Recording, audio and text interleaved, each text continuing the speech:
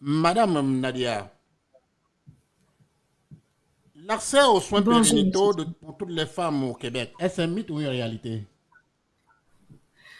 Non, c'est un mythe. En fait, oui, c'est une réalité.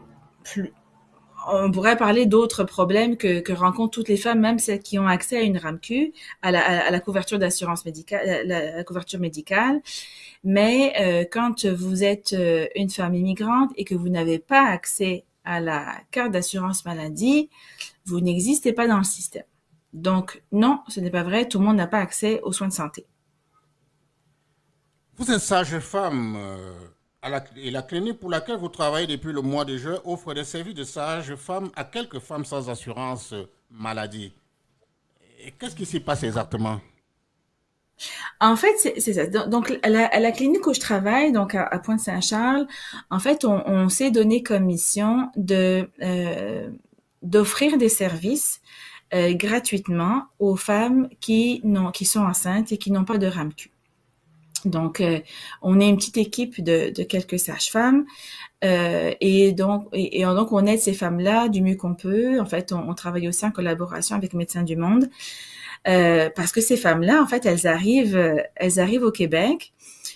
On a toutes sortes de profils. Toutes sortes de profils. On a des étudiantes, on a des femmes qui sont sur un visa visiteur, il y a des gens qui ont un visa de travail, un permis de travail ouvert ou fermé, peu importe, et qui sont enceintes. Puis en général, c'est pas leur plan. C'était pas prévu. Généralement, c'était pas prévu. Et donc elles sont enceintes. Puis donc, évidemment, elles sont pas d'ici, donc ne savent pas à quoi s'attendre.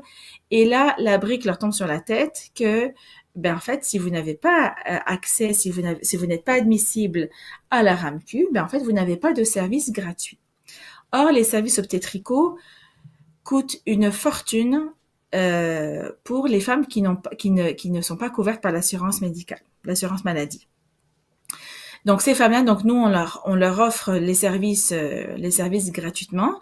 On en prend seulement quelques-unes par mois parce que c'est énormément de travail, parce que justement ce qu'on essaie de leur trouver, parce que moi je suis sage-femme, mais on n'a pas accès à une échographie, on n'a pas accès, si on a besoin d'avoir une consultation avec un obstétricien, c'est payant. Si on a besoin de finalement accoucher avec un obstétricien dans un centre hospitalier, c'est payant. Et ça coûte très très très très cher. Un suivi au complet, un accouchement pour une femme qui n'a pas de RAMQ, lui serait facturé entre 25 000 dollars, si tout va bien. Après ça, s'il y a d'autres soins, là, c'est autre chose. Donc là, nous, on essaie parce que ces gens-là, ils n'ont pas d'argent, là, ils vivent en colocation. Puis ces femmes-là, elles arrivent de pays où le pouvoir d'achat est beaucoup plus inférieur que le nôtre ici. Donc, peu importe les revenus que leur famille leur envoie, les montants que leur famille leur envoie, c'est toujours pas suffisant pour payer une échographie, pour payer des soins. Et on s'aperçoit aussi que malheureusement, les hôpitaux facturent à peu près 3 fois ce que la RAMQ facturerait. Et parce qu'ils ont le droit de facturer plus cher. Donc, ils savent très bien que ces gens-là n'ont pas n'ont pas ces femmes-là n'ont pas le choix, donc elles sont obligées de payer. Ça coûte une fortune. On est toujours obligé de dealer avec ça, puis c'est très, très, très malaisant, puis c'est très stressant pour une grossesse. Eh bien, est-ce que votre clinique reçoit une subvention du gouvernement pour tout ce que vous faites de manière altruiste? Non. En fait, non. En fait, on a un budget. Et en fait, la clinique Pointe-Saint-Charles, c'est une clinique qui ne fait pas partie d'un CIS ou d'un CIUS, donc on a plus de latitude. Et donc, en fait, à même le budget de la clinique, on a décidé d'allouer une partie pour cette clientèle-là. Vous recevez combien de patients par mois dans les femmes enceintes? Oui. Qui n'ont pas de RAMQ. En fait, on essaie de recevoir à peu près, dans on essaie d'allouer entre 20 et 30% de notre clientèle à la clientèle sans RAMQ. Et comment vous C'est vous en ça. Donc, sortez financièrement? Oui. en fait, financièrement, c'est la clinique. En fait, c'est que la clinique paye nos salaires OK. et nous, on essaie, et puis, donc, la clinique paye nos salaires et paye ce qu'on prescrit comme examen de laboratoire. Mais si on a besoin de prescrire, par exemple, une échographie, moi, l'échographie que je prescris, j'essaie de leur trouver un endroit où aller à Montréal pour avoir des prix pas trop chers. Mais ça coûte très cher. Si les femmes vont à l'hôpital, ça va coûter 300, 400, 500 dollars pour faire une échographie. À l'extérieur, on a des ententes avec une clinique, avec peut-être une deuxième, qui font ils font des prix moins chers. Mais il reste que c'est très cher. Donc, en fait, tout ce qui ne rentre pas dans mon champ de pratique et dans ce que j'ai de disponible est facturé à la cliente. La cliente doit le payer elle-même.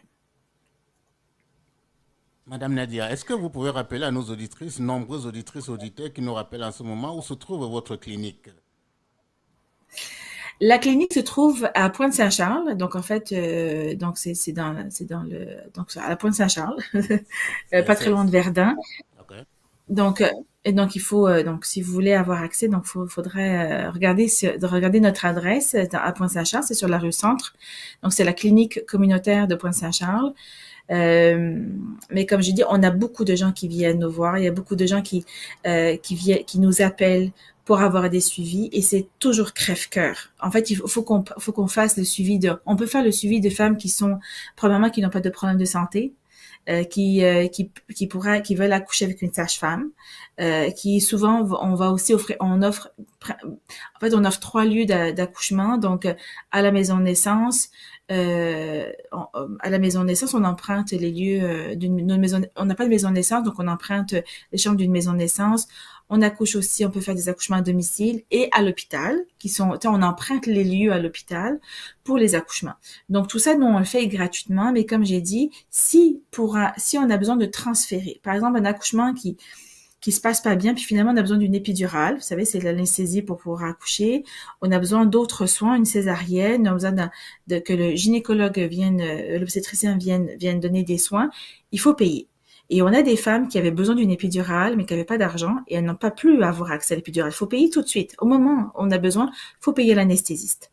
Donc c'est là où la grande difficulté, c'est que ces femmes-là, elles essaient de se garder une grossesse en santé, ce qui n'est pas facile quand on vit justement le stress d'être seule au Canada. Seule au Canada, à justement pas avoir accès aux services. Je trouve que ces femmes-là ont plus de problèmes de santé que les autres. En plus, elles viennent aussi avec d'autres conditions médicales qu'on n'a pas souvent ici donc au Canada. Donc, ce sont des conditions médicales qui sont plus difficiles. Donc, il faut qu'on deal avec ça. On essaie de les garder le plus possible dans nos services, mais c'est vraiment difficile. On n'a pas accès. Donc, comme j'ai dit, l'échographie, si on a besoin de faire un monitoring pour observer le bébé, on n'en a pas. Il faut le prescrire, il faut le payer. Donc, même si les gens viennent nous voir, on leur dit, ben oui, on va essayer de garder ça, on va essayer de garder la grossesse dans la normalité, mais si ça sort de la normalité, nous, on peut pas dépasser notre champ de pratique. Donc, parce que la sécurité de la maman et du bébé sont prioritaires, primordiales pour nous. Donc, en fait, les femmes vont devoir payer, même si on essaye, mais c'est difficile. C'est sûr, ça va coûter moins cher au bout du compte parce qu'au moins, elle aura eu les suivis avec nous gratuitement, mais le reste est payant. Et donc, j'en ai quelques-unes, justement, j'en ai une cette semaine. J'ai dû lui dire qu'il fallait qu'elle aille accoucher à Sainte-Justine. Alors, imagine donc, parce qu'elle a une grossesse à risque. Donc, ces femmes-là, elles ne savent pas. Puis, je pense que ces femmes-là, elles arrivent non informées.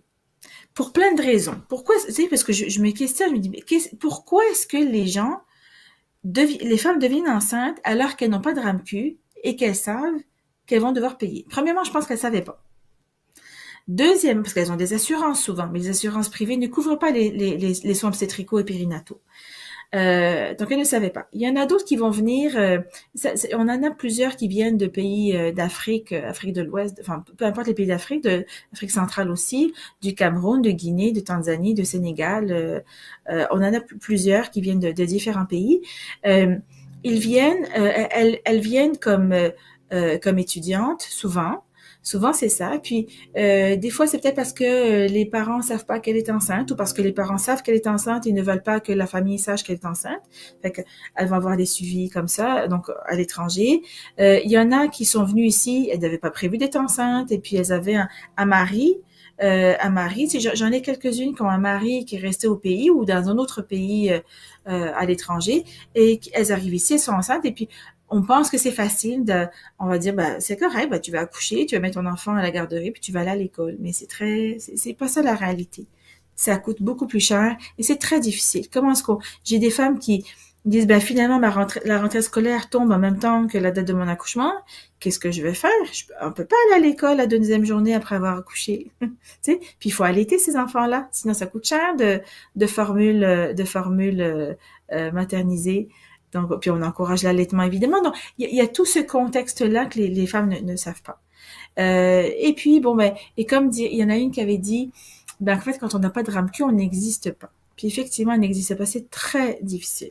Parce que non seulement elles ont besoin de soins qui sont probablement des fois plus importants que les autres, elles ont besoin, on essaie de leur construire un réseau, d'avoir des gens qui vont les accompagner pour des accouchements. Il y a des femmes qui sont seules, je dis, mais comment tu vas venir à l'hôpital quand tu vas avoir ou à la maison de naissance, avec des contractions? Ben, elles n'ont pas de solution, il y a personne. Elles vont rentrer tout seules chez elles avec un bébé, avec des colocataires, mais qui va s'occuper d'elles? Tu sais, les colocataires, c'est des colocataires, c'est pas la famille. Donc, il y a vraiment, ces femmes-là sont très peu informées. Et puis, même quand elles sont informées, elles n'ont pas de solution. Elles n'ont pas de solution. Puis les parents voudraient bien venir passer du temps avec elles, mais ils n'ont pas de visa pour venir. Puis des fois, je leur dis, ben, pourquoi tu rentrerais pas au pays pour accoucher, puis tu reviendras après? Ben, c'est pas possible non plus, parce que si le bébé est né à l'étranger, ben, il n'aura pas de passeport pour venir. Il faut attendre qu'il ait un passeport. Il faut demander lui aussi qu'il ait un visa. Ce qui peut arriver ou ne pas arriver dans un délai très incertain à nouveau. Donc, ces femmes-là, donc, elles sont obligées d'accoucher ici. C'est comme un piège. Vous avez répondu, Madame Nadia, à la question d'Aïcha qui voulait savoir quelles sont les grandes difficultés que rencontrent les femmes enceintes sans assurance maladie au Québec. Autre C'est terrible. question, Nadia, en tant que sage-femme, c'est Nadia qui pose encore la question. En tant que sage-femme, comment arrives-tu à soutenir les femmes immigrantes dans leur parcours de santé? En fait, on fait de notre mieux. En fait, on travaille avec notre profession, oui, c'est vrai, mais avec notre cœur aussi beaucoup. La clinique où je travaille est très extraordinaire. On a une équipe de sages-femmes et on a aussi des aides natales qui sont accompagnantes à la naissance. On essaie comme j'ai dit, je travaille avec Médecins du Monde aussi. On leur demande des fois des consultations puis c'est gratuit. Ils font ce qu'ils peuvent aussi. Donc là, ils me disent, OK, en fait, on travaille en collaboration avec eux. Il faut qu'on essaie le plus possible de trouver des moyens. Des moyens pour trouver des soins qui sont gratuits. Mais au-delà de ça, comme j'ai dit, on essaie de leur trouver du réseau. On essaie de trouver une accompagnante. On essaie de les mettre en relation avec d'autres personnes de leur communauté qui vont pouvoir les aider pour construire un réseau. Des fois, juste avoir une maman autour d'elle fait toute la différence. Ne serait-ce que ça. Tu sais, par exemple, des femmes, après avoir accouché, elles ont besoin de venir chez nous. Tu sais, on va les voir à la maison, mais à un moment donné, il faut qu'elles viennent pour leur suivi avec leur bébé.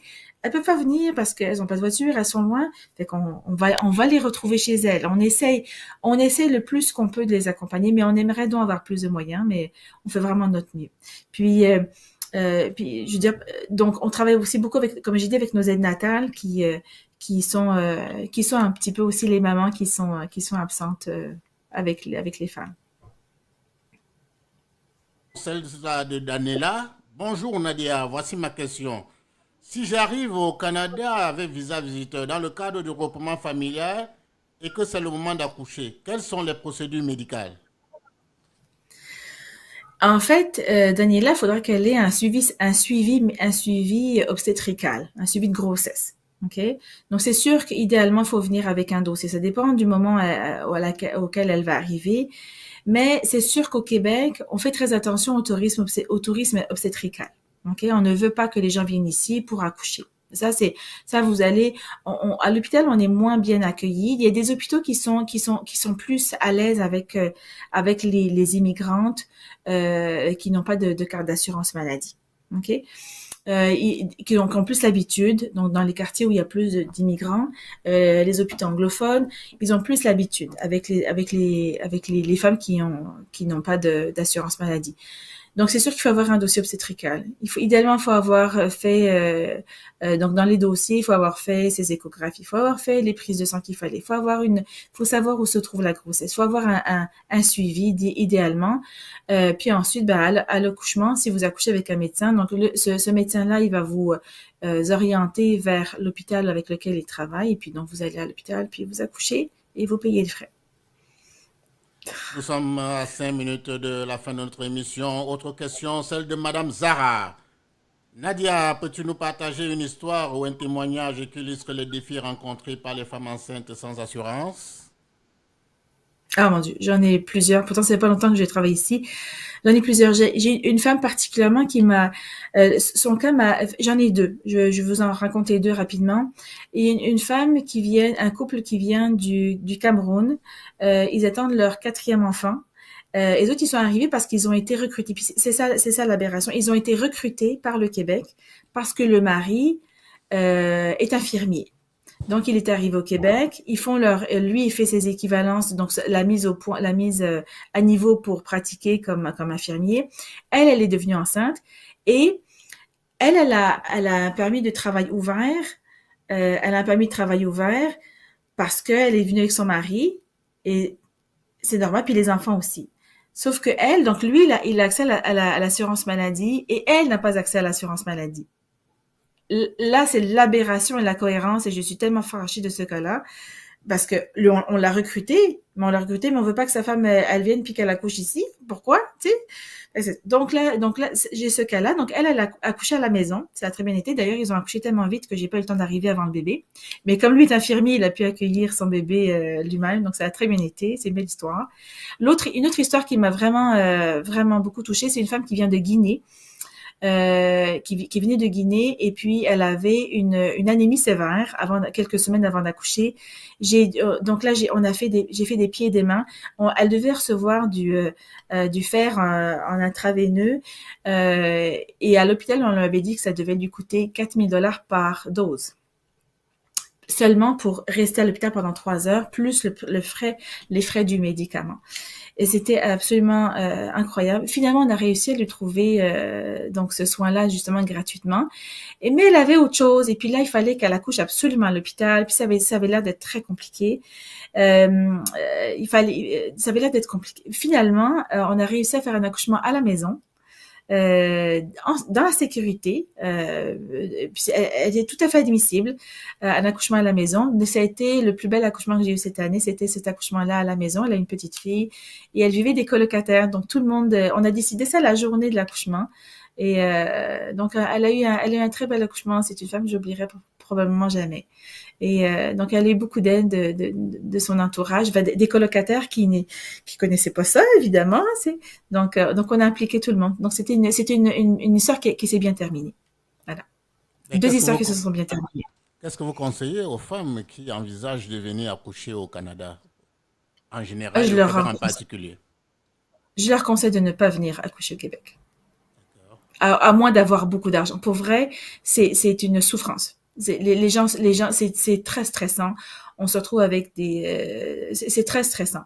Cette femme-là, qui a eu, que je vous en parlais en dernier, là, je l'ai jamais vue sourire jusqu'à temps qu'elle accouche. C'est très stressant. Des femmes vivent la détresse, elles vivent des problèmes financiers très sérieux. Quand ça va bien, ben on est content, on a réussi. Mais quand ça va pas bien, ça coûte des milliers de dollars, voire des dizaines de milliers de dollars. Donc, il faut avoir beaucoup d'argent.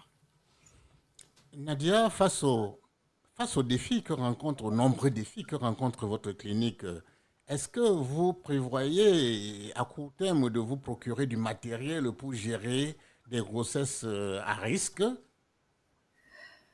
En fait, oui, il y a du matériel qu'on est en train justement d'acheter, comme justement un moniteur, comme je l'ai expliqué, pour écouter le cœur du bébé. On pourrait faire ça, nous. Mais une échographie, non, ça prend une formation. On n'est pas technologue en échographie, donc on peut pas faire d'échographie. Donc ça nous prend aussi un médecin pour faire des échographies. Donc ça, on peut pas le faire. Mais oui, on essaye le plus possible justement. On fait des formations pour pouvoir prescrire plus de médicaments, etc. Oui, on fait vraiment tout ça pour pouvoir mieux servir cette clientèle effectivement. Nous abordons la fin de cette émission. Dernière question, Nadia. Pourtant, le Canada et en général le Québec en particulier est signataire de nombreuses conventions internationales qui parlent d'un droit fondamental pour la protection de la santé des femmes enceintes. Entre autres, le droit à la santé des femmes et leurs besoins spécifiques, des soins acceptables, accessibles, disponibles et offerts sans discrimination. Est-ce un slogan creux, tout ça, selon vous? Et Est-ce que c'est un est-ce que c'est slogan creux? vraiment... Oui, c'est ça. Oui, oui, c'est très creux, c'est très creux. Oui, c'est beau à dire, mais dans la réalité, c'est pas ça. En tout cas, moi, c'est pas ce que je constate. Non seulement on leur demande de payer 3 fois plus cher, on facture 3 fois plus cher aux femmes qui n'ont pas accès à la RAMQ. Leur bébé qui est né ici, donc est supposément est canadien, on leur demande aussi de payer pour le bébé alors que les bébés sont canadiens, tu sais? Alors qu'ils devraient pas avoir à payer. Non, c'est très creux. Ce sont des vœux pieux et on ne tient pas parole. Malheureusement, on n'a pas mis en place les politiques, les programmes concrètement dans la vraie vie. C'est pas ça qui arrive. Non.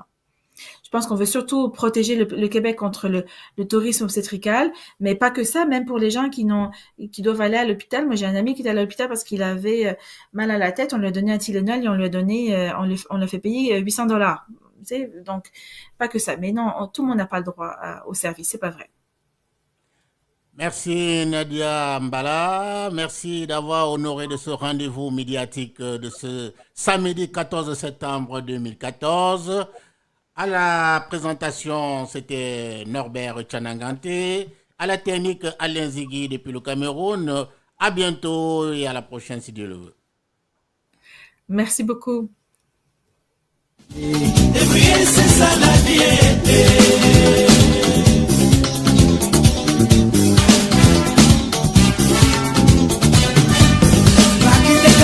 Parti Gabon, il n'y a pas moyen. Gabon, il m'a parti Congo. Congo, Braza. Congo, m'a parti Congo encore. Ça y est, Mboka. Il est parti Lomé. Il n'y a pas moyen.